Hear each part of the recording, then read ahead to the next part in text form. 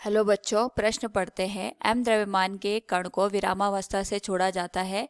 यह दर्शाए अनुसार परवलयिक पथ का अनुसरण करता है। माना मूल बिंदु से द्रव्यमान का विस्थापन कम है। कौन सा ग्राफ समय के फलन के रूप में कण की स्थिति को सही रूप से दर्शाता है? तो हमारे पास सबसे पहले हम यहाँ पे जो दिया गया ग्राफ है उसके अनुसार स्थिति का अगर ग्राफ निकालना चाहते हैं तो मुख्य अवधारणा का प्रयोग करेंगे। और हमारे पास यहाँ पे जो मुख्य अवधारणा है वह है किसी भी वस्तु की सरल आवर्त गति में रहने की जो स्थितियां होती है हम उसकी यहाँ पे निरीक्षण करेंगे।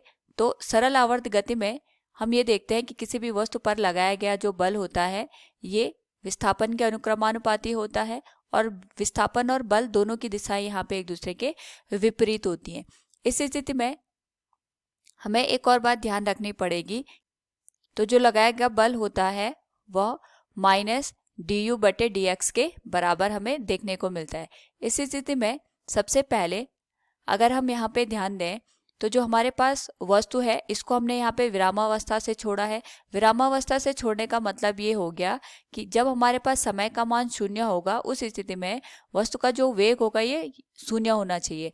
और यहाँ पे जो वस्तु है ये परवलयिक पथ का यहाँ पे अनुसरण कर रही है और साथ में मूल बिंदु से जो द्रव्यमान है इसका विस्थापन हमें बहुत कम दे रखा है। तो हमें ये बताना है कि कौन सा ग्राफ समय के फलन के रूप में कण की स्थिति को सही रूप से दर्शाता है।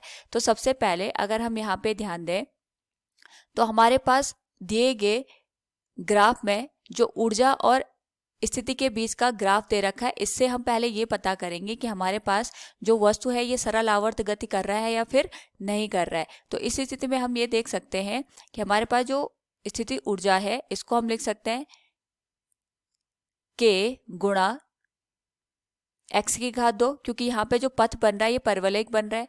और अगर हम इस स्थिति में इसका यहाँ पे दोनों ओर अवकलन कर दें तो हम लिख सकते हैं f का जो मान होता है ये होता है माइनस du बटे dx के बराबर। और यहाँ पे अगर हम u का मान रख दें तो ये हो जाएगा d बटे dx गुणा k गुणा x की घात 2। यहाँ पे इसका अवकलन करने पे जो बल का मान आ जाएगा ये आ जाएगा माइनस 2 गुणा k गुणा x के बराबर।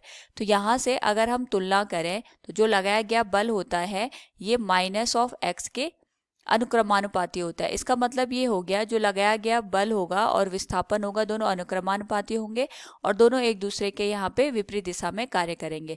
इसका मतलब हो गया कि जो हमारे पास कण है ये यहाँ पे सरल आवर्त गति को दर्शा रहा है। तो दिए गए विकल्पों में सबसे पहले हम ये देखेंगे कि कौन सा विकल्प यहाँ पे सरल आवर्त गति को दर्शा रहा है।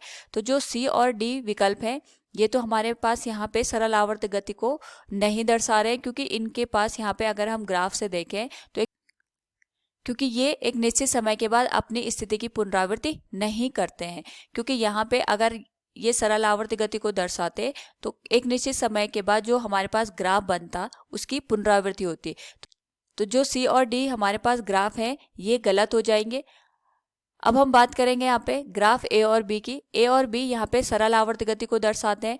यहाँ पे एक निश्चित समय के बाद जो ग्राफ है ये अपनी पुनरावृत्ति भी कर रहा है और जो यहाँ पे फलन दे रखे हैं ये कॉस और साइन के रूप में हमें यहाँ पे दर्शाए गए। तो जो हमारे पास एक सरल आवर्त गति के फलन के रूप में प्रदर्शित किए जाते हैं। तो या तो हमारे पास विकल्प ए सत्य होगा या तो विकल्प बी सही माना जाएगा।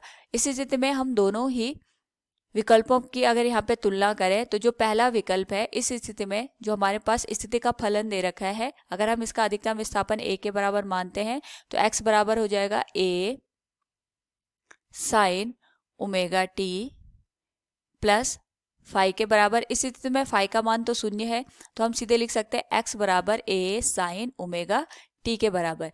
और यहाँ पे अगर हम इसका अवकलन करें तो ये आ जाएगा dx बटे dt बराबर v बराबर a omega cos omega T. यहाँ पे अगर हम समय का मान शून्य ले लें तो जो हमारे पास x का मान आएगा ये भी शून्य होगा और जो हमारे पास वेग का मान आएगा ये अधिकतम मान हमें यहाँ पे देखने को मिलेगा ये हो जाएगा a ओमेगा के बराबर।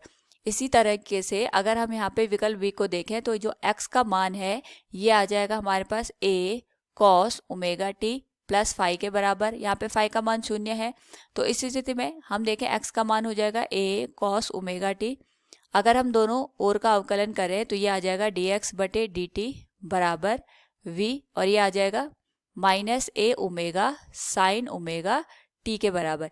इस स्थिति में भी अगर हम समय का मान शून्य कर दें तो जो हमारे पास x का मान आ जाएगा ये अधिकतम आएगा, यानी x का मान यहाँ पे a के बराबर आ जाएगा, और जो वेग का मान होगा ये शून्य के बराबर हमें देखने को मिलेगा। तो दिए गए प्रश्न से हमारे पास ये दे रखा है कि हमने जो वस्तु है उसको यहाँ पे विरामावस्था से छोड़ा है, यानी यहाँ पे हमने m द्रव्यमान के वस्तु को छोड़ना प्रारंभ किया है। इस स्थिति में अगर हम देखें तो जो हमारे पास वस्तु है इसका जो विस्थापन होगा ये अधिकतम होगा, और इसका जो वेग होगा इस स्थिति में वो शून्य के बराबर होगा, क्योंकि हमने कण को यहाँ पे विराम से छोड़ा है।